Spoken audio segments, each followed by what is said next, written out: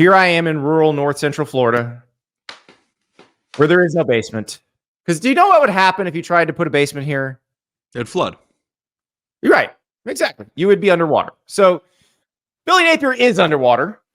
And well, let's contextualize this by playing what Billy Napier said on Monday. I was in the room when this happened. This is a classic case of hearing something in real time, seeing it happen in real time, and not really having it hit the same way as it hit when it got clipped and posted on social media. I'm going to play you a longer version of what went out on social media. I'm going to play you the part immediately before and the part immediately after included in this clip. So you have more context to judge from, but I don't think it changes anything. Here's Billy Napier. Ultimately, a loss early can be a blessing if you don't waste it. And I think ultimately, one thing I can say is we have a group that's working hard. I do think that we have character. We got to go to work on the football part, and I think we got to get more. We got to become a more consistent team, and we have to execute better. And if we can focus on those things and not necessarily what some guy in his basement saying in, rural Central Florida on social media, then we got a chance to get better, right? So I think that's the key, But sometimes you deserve criticism, and I think that's one of those things I would say. I have no excuses, right? So we got to go get it fixed. So the basement, the rural Central Florida thing, I know a lot of people took that as like he's calling you a bunch of red. He's from Chatsworth, Georgia. Okay. He's as much of a redneck as you guys are. Like that's not as big of a thing as we have character, but we're working on the football part. The football part is what they pay you $6-something million a year for. In year 3, you should have the football part pretty much down. The thing that I think you have to latch onto with that, Andy, is that the statement would have been 100% fine if he would have not used the word basement.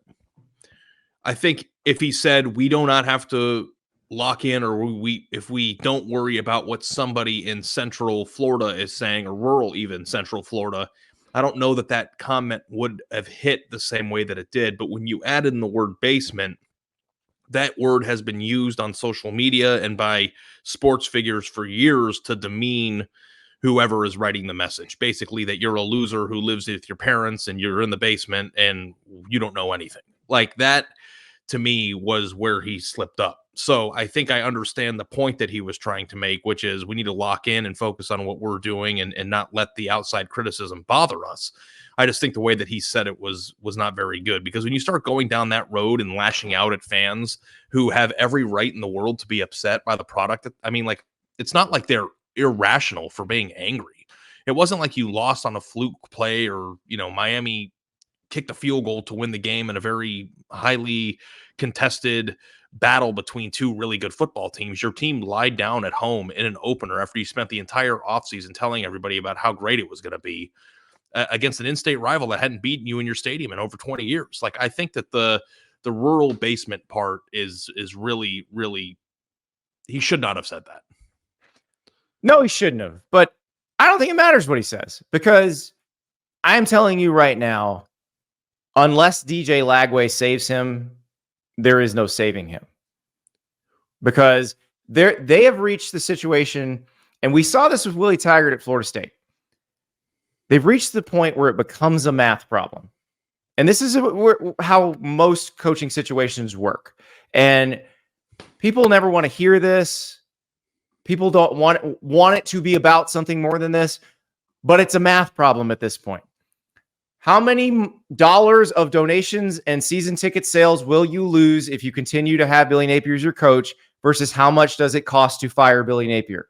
The moment the first number is bigger than the second number, the decision is made. And I'm telling you right now, unless DJ Lagway comes in, and remember, he's probably got to start this weekend because Graham Mertz has a concussion. unless he comes in and they are suddenly a million times better than what they showed on Saturday, the decision has been made. So what does DJ Lagway saving Billy Napier look like to you, Andy? It's going 6-6 or 7-5 or better against this schedule. Well, which being means pretty exciting and dynamic in the process, making people want to watch him. So you're going to beat Samford. You're going to beat Mississippi State, probably. I'm not giving them Mississippi State yet. But that would mean you'd need to win 4 games, at least, probably 5, from this group here. Texas A&M, UCF, Tennessee, Kentucky, Georgia, Texas, LSU, Ole Miss, Florida State. Now, we saw Florida State. That might be the easiest of that bunch. But you get Florida State at the end of the season where they also have a chance to figure it out, too. Right, so they could be better. They could be better. Yeah. And so DJ Lagway needs to be the second coming of Tim Tebow. Now, he's got to do it behind the offensive line that they've put together. And if you saw the Miami game, remember, Miami had Ruben Bain, their best pass rusher, go out after one play. He did not come back. The other guys at Miami terrorized Florida's offensive line for the rest of the game. On the other side of the ball, Florida generated 0 pass rush because that's what happens when you lose your best pass rusher to Ole Miss and you don't do anything to replace him. Yeah, no, when I look at that schedule, I'm having a hard time circling it. You gave them Mississippi State. I'm not giving them Mississippi State on the road. I'm not giving them Florida State. The only one I'll give them on this entire schedule is a bona fide absolute win at Samford. Yeah. After what we watched on Saturday together. For what we saw. You saw it in person. Yeah. I mean, like that was a team that was not competitive. And I think that Miami is going to be a very good football team this year. I'm on record saying that I like their roster and what I saw from them, and Cam Ward was much better than I thought he was going to be. But if Miami is still a 10-2 or 9-3 team, a team that wins 5 or 6 games with that schedule does not get blown off its own field in an opener. Unless Miami is some sort of juggernaut that's going to go out and win a national title this year. That's not what that game looks like. Yeah, and look, Miami may be really good. Miami may be the best team in the ACC. They may go to the playoff. They may win games in the playoff. But I'm willing to bet that Georgia's better than them. I'm willing to bet that Texas is probably equal to them or better. That Ole Miss is probably equal to them or better. Tennessee is probably close. These are all games they still have to play. Craig in the chat. UF has an interim president with a dead man walking AD and a head coach. This is the worst situation ever for the Gators. It is a tough situation. And so this is something that may be a little too inside baseball for everyone. I know the Florida fans have been talking about this, and it's similar to some other situations we've seen in the past. But so Ben Sass was the president at Florida. He resigned in July. If he'd still been the president, given how he kind of functions and governs, something may have happened on Sunday. But he's not there anymore. Kent Fox is the interim president. Kent Fox was the president before Ben Sass. He's fairly deliberate.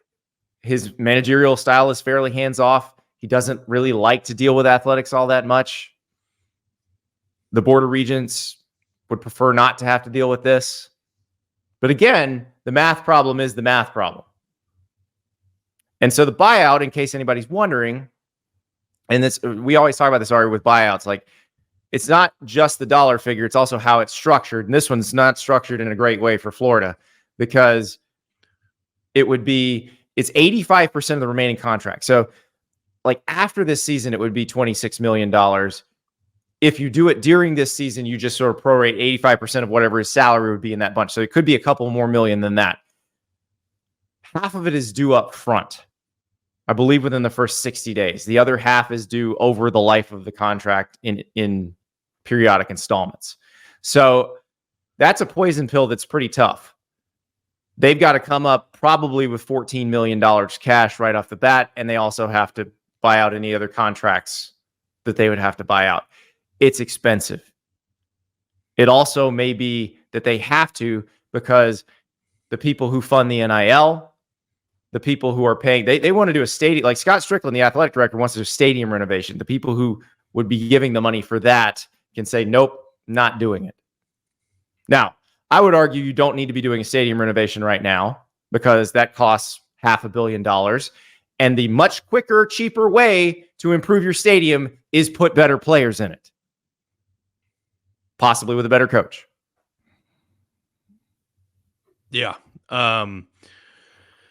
You are so much closer to the pulse of this than me, but it does seem like something is around the corner here. And, I actually felt bad for Napier coming into the year because I thought to myself, even if he is right and his team is better, he's going to have a very hard time doing anything that puts him in a position to feel success. Like I think I asked you in the car on the way into the stadium on Saturday, like, what does Florida have to do in your mind for Billy Napier to have his job next year?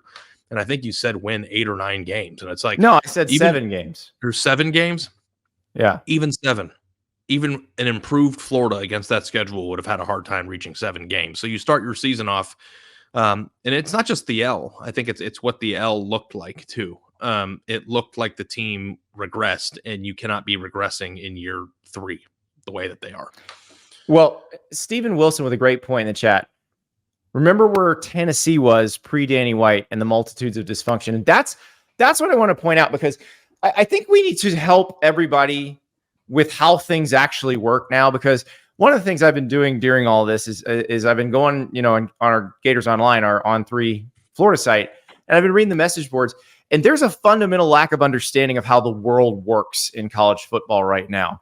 And it's not anybody's fault because it's all new. Everything's changed in the last 3 years. So everybody keeps looking at things through the old prism. And so let's help this explain to them how this really works. And I think the Tennessee example is a really instructive one. So remember when Tennessee fired Jeremy Pruitt? Remember everybody was jumping into the transfer portal, and they just hired Danny White as the new athletic director. They had fired Philip Fulmer. And we're like, oh my God, they're going to suck for like 7 years. They have no play. How are they going to rebuild this roster? Well, Josh Heupel won 10 games in year 2. Mm-hmm. Because it turned out the players who left were the ones they didn't want. So sometimes players leaving is a good thing, Andy. I don't think people also understand. Right. The Florida fans, these are the most common message boards posts I see.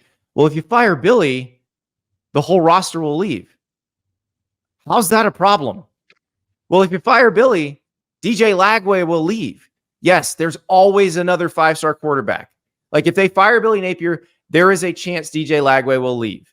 But if you hire another coach, they're probably bringing their own quarterback who's highly recruited. Like you saw Jonathan Smith get the Michigan State job and bring Aiden Childs from Oregon State.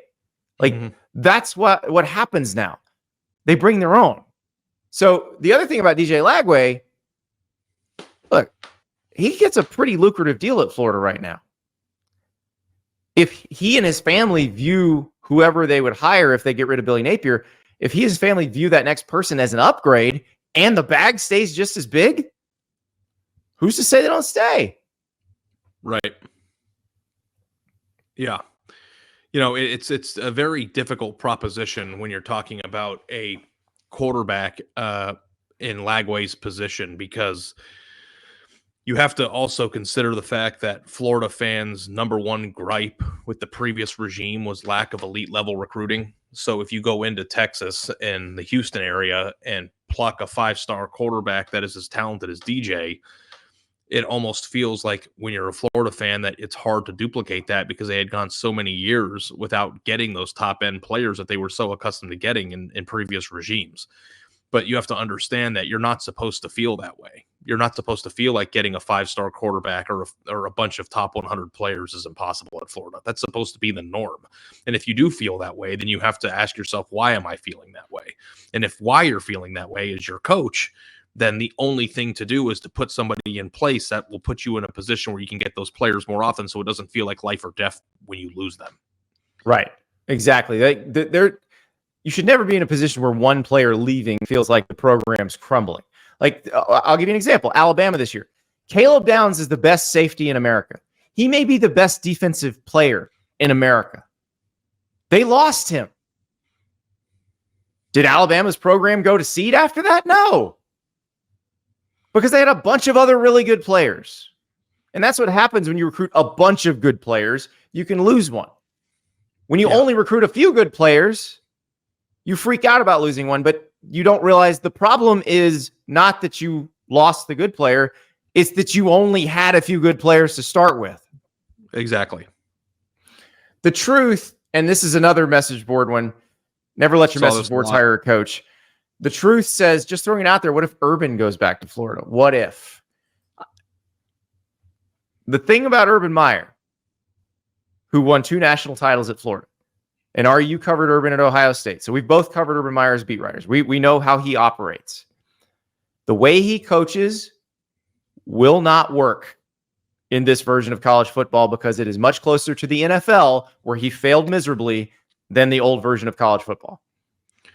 Yeah, I think that when you're in an era where players are being compensated, there is a level of power that players now possess that they did not possess during Urban Meyer's previous tenures at other places.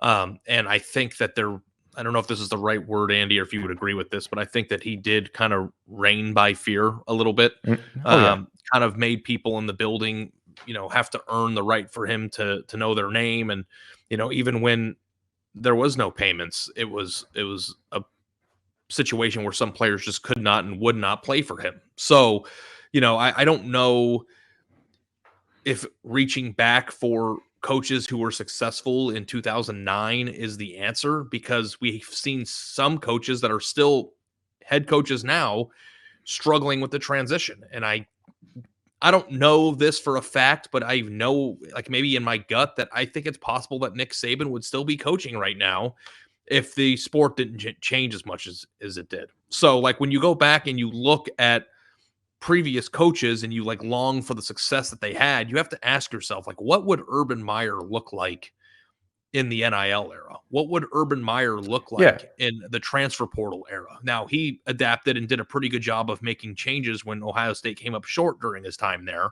but I don't know if his skill set as a coach really jives and meshes well with the way that you build rosters now and the way that players demand and expect to be treated. Thank you so much for watching. Just a reminder, subscribe to this channel right here so you never miss an episode of Andy Staples on 3. And oh, by the way, watch all the other great videos on the On3 Sports YouTube channel.